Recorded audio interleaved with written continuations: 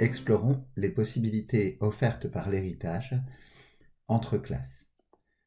La première chose que l'on voit dans cet exemple et cet exercice, c'est qu'il semblerait que l'on peut mettre à l'intérieur d'un tableau qui est prévu pour contenir des objets de type personne, un objet qui appartiendra à la classe étudiant, si et seulement si la classe étudiant étend les fonctionnalités de personne. Basculons sur NetBeans pour voir comment écrire cela.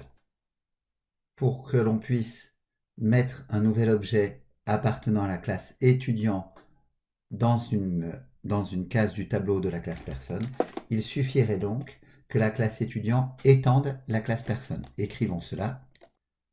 Il semblerait bien qu'en indiquant seulement que la classe étudiant étend la classe personne, cela permette un fonctionnement correct. Testons ce programme. Que l'objet appartienne à la classe étudiant ou à la classe personne. On a bien l'affichage qui va être fait en utilisant la méthode dire bonjour qui a été définie dans la classe parente. Passons cette fois-ci à la deuxième étape du sujet, où il est demandé qu'un étudiant se souvienne de sa promotion et qu'il l'affiche lorsqu'il dira bonjour. Il faut donc que l'étudiant dispose de l'attribut promotion, qui sera de type entier, ce qui permet de supprimer l'erreur.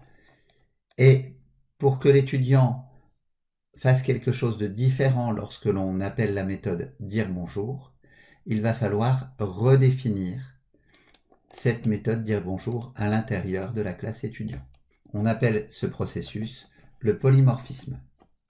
C'est-à-dire une même méthode va avoir un fonctionnement différent suivant l'objet sur lequel elle est appelée. Associé à ce processus de polymorphisme, on peut tout à fait, depuis la méthode dire bonjour de la classe fille, rappeler la méthode dire bonjour de la classe parente, puisque la première ligne doit s'afficher de manière identique.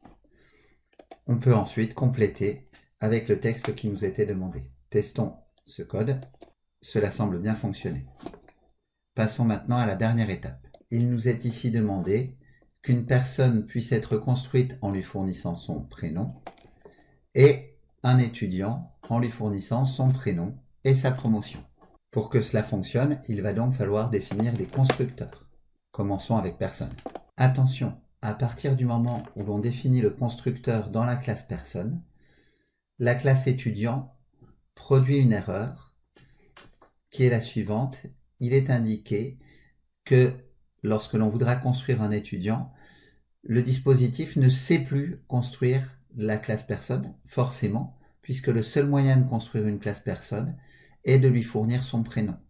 Il va donc falloir, en première instruction du constructeur d'étudiant, lui spécifier comment appeler correctement le constructeur de la partie personne d'étudiant.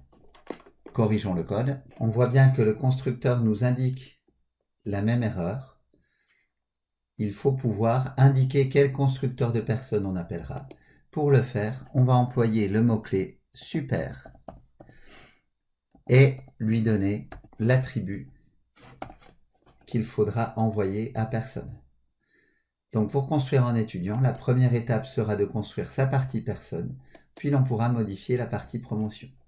Lorsque l'on teste, cela fonctionne correctement. Regardons un petit peu plus précisément ce qui se passe lorsque l'on crée un étudiant.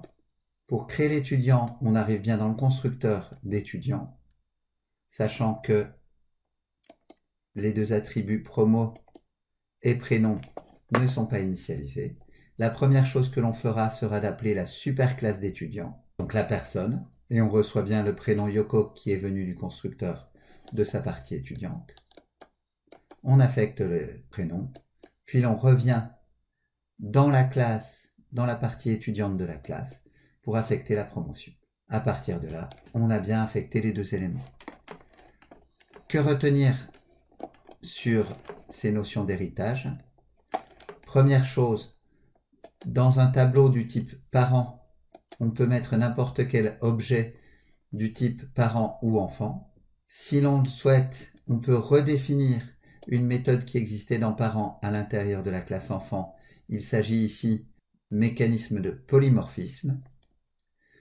On peut rappeler la méthode du parent à l'intérieur d'une méthode de la classe enfant en précisant le mot-clé super, point dire bonjour ici.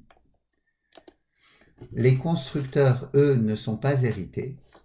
Par contre, lorsque l'on construit un objet de type enfant, la première chose que l'on devra faire sera de construire sa partie parente, et pour cela, il faudra indiquer quel constructeur on devra appeler pour construire la partie parente de l'objet enfant.